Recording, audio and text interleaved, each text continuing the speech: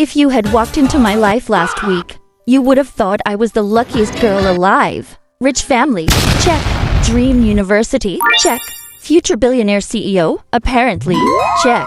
So why did I fake my entire identity, pretend to be a boy, and accidentally start a war between the two most powerful guys on campus? Yeah, let's rewind, because this disaster started with one stupid application. Hi, I'm Miley.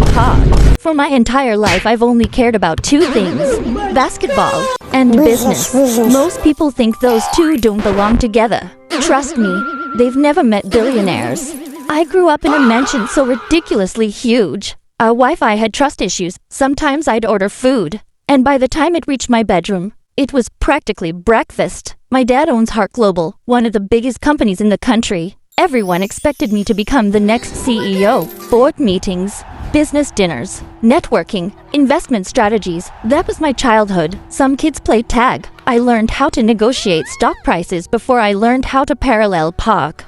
Honestly, it sounds cooler than it actually is. But despite all of that, basketball was my real escape. On the court, nobody cared who my dad was. Nobody cared how expensive my shoes were. If you missed an open shot, you missed. Money couldn't save you. And I loved that.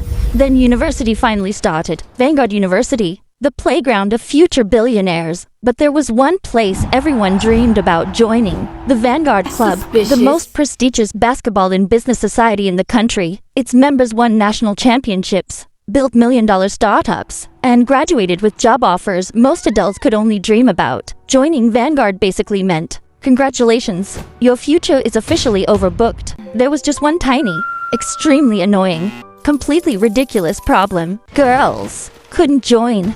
I actually read the rule 3 times, then refreshed the page, then refreshed it again. I don't know why. Apparently I thought the website would suddenly say, "Oops, sorry queen, come on in."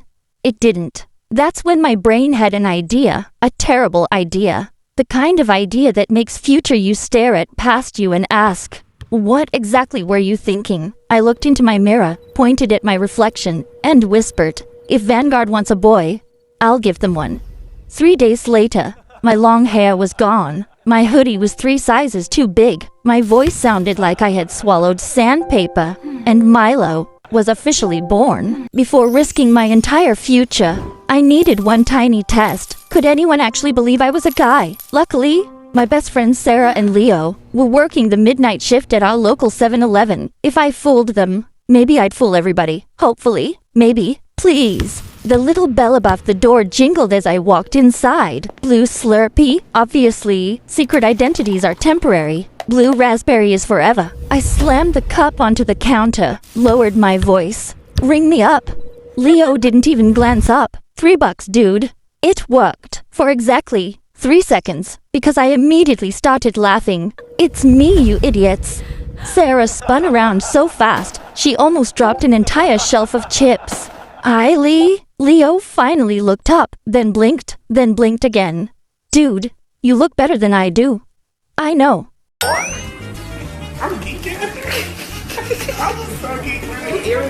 That wasn't a compliment. I accepted it anyway. Sarah walked around me like a detective. This is actually scary. If I didn't know you, I would have believed it.